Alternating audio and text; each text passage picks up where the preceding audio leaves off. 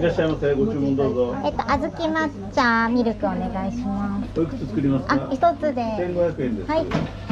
54で小豆をちょっとお作りします。はい。こちらの右手にスプーンを適を用意してまして、はい、お必要の数をご用意されてお外で待ってください。はい。お願いします。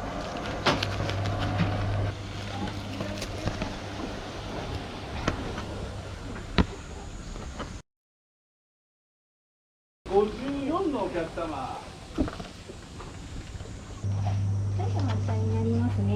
はい。はい、お待たせいたしました。両手で竹の方を添えてくださいね。はい、そうですね。はい、気をつけてます。ありがとうございます。46番様お待たせしました。すみません、じゃあ番号札をこちらへお願いいたします。皆さんも触ってよろしいですか。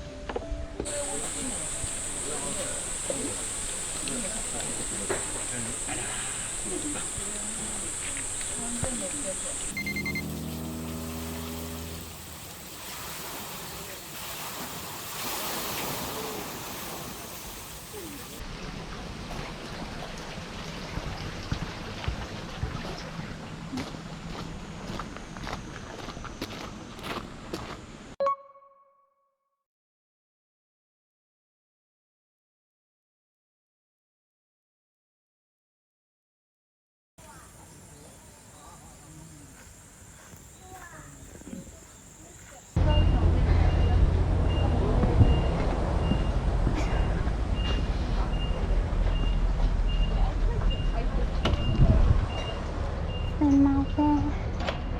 お弁当ってまだありますか？このおうどんとこちらの鮎の、鮎の弁当お願いします。かしこまりました。お時間少々いただきますが、よろしいですか？大丈夫です。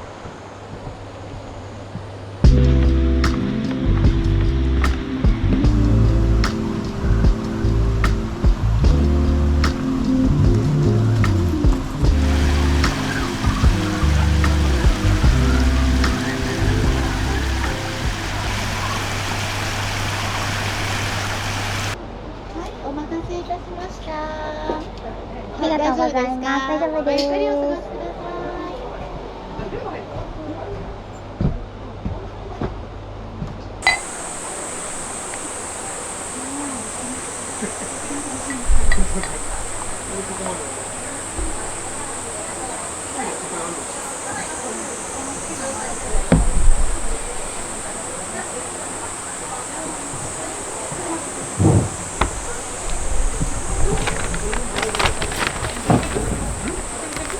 無理絶対ないですよ